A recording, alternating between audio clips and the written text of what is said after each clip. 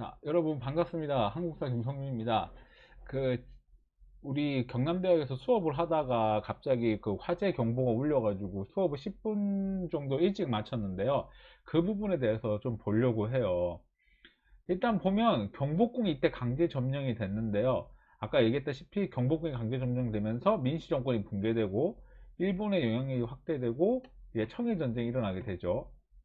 요 순서는 크게 중요한 건 아니지만 일본이 경복궁을 강제 점령하면서 실시한 게 1차 가보개혁. 여기서 중요한 게 뭐냐면 군국기 무처, 공사 노비제도 폐지. 요게 시험에 제일 많이 나온다 했고, 그 다음에 이제 동학이 다시 집결을 하는데요. 그 동학이 집결한 게 바로 그 일본이 경복궁 점령하기 때문에 재봉기를 하고 우군치 전투에서 이제 일본군한테 패하면서 전봉준이 사형을 당합니다.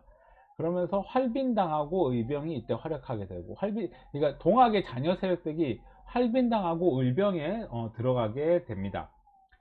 그리고 이제 2차 가보개혁이 이제 일어나고 2차 가보개혁에서 중요한 거 김홍집 박용효 연립내각, 그 다음에 교육입국 조서가 발표되고 한성사범학교가 설립되었다. 이런 거 중요하다 했고, 이제 청일전쟁이 끝나면서 일본의 완벽한 승리, 시모노세키 조약으로 요동반도를 받는데, 아까도 수업 시간에 얘기했지만 일본의 영향력이 확대되는 걸 두려워했던 러시아가 이때 프랑스와 독일을 끌어들여서 삼국 간섭을 하게 되고, 이 과정에서 이제 일본이 요동반도를 포기하게 됩니다. 이 과정을 이제 우리 조선 정부는 이렇게 인식을 했어요.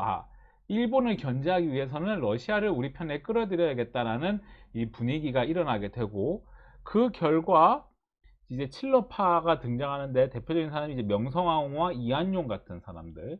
그러다가 이제 을미사변, 이 칠러파를 제거하기 위해서 명성황후를 시해하는데, 이 명성황후 시해된 곳이 경복궁 건천궁에서 명성황후를 시해하면서 다시 친일 세력이 등장하게 됩니다. 이 과정에서 이제 일본은 이 친일 세력과 같이 해가지고 을미개혁을 진행하게 되는데, 이때 당시 일본의 영향력이 커졌고 김홍진 연립내각, 그다음에 이때 당시에 양력을 쓰기 때문에 이때부터 건양, 태양력, 머리 잘라요, 단발령, 그다음에 갑신정변에 없어졌던 우편삼과 부활하게 됩니다.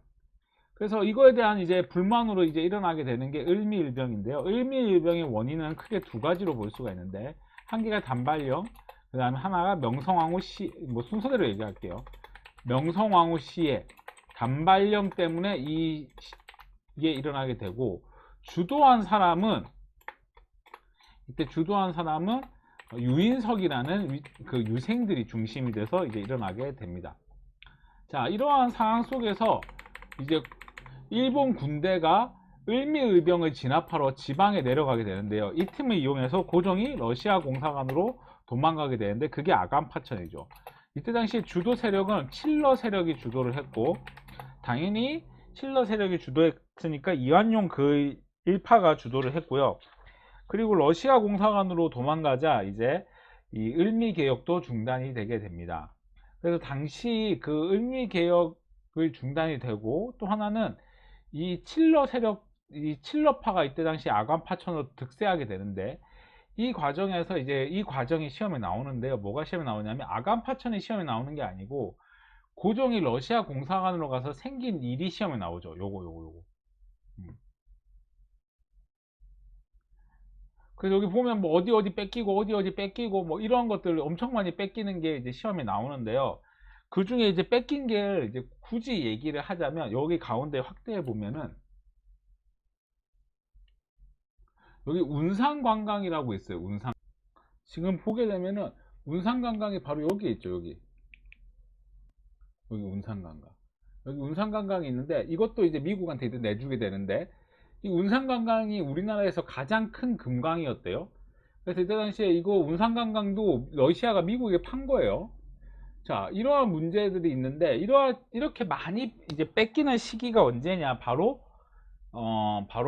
이 아간파천 시기다. 이렇게 보면 될 것 같고, 이 아간파천 시기에 이제 운산관광을 내주고, 여기에서 이제 그 러시아, 그 미국 사람들이 그때 우리나라 사람들이 금강 못 가져가게 하려고 노터치 했다는 얘기가 있는데, 그게 이제 오늘날 와가지고 노다지가 되는 거예요. 그래서 그러한 것들을 이때 보게 되었습니다. 자, 그러면 다시 위전 척사 운동을 보면 아까 수업 시간에 조선 책략까지 설명을 했고, 이 항일의 의병으로 발전했다. 대표적인 게 유인석. 이 사람은 이제 그 을미의 의병 때 활약을 하게 되는 거죠. 그래서 요 부분도 한번 읽어보시고, 아간파천은 그냥 러시아 공산으로 갔다. 이 시기에 많이 뺏겼다. 이렇게만 알면 될 것 같아요. 그래서 다음 시간에 독립협회에 대해서 보도록 하겠습니다. 오늘 수업 듣느라 수고하셨고 복습을 꼭 하실 것을 부탁드리겠습니다. 수고하셨습니다.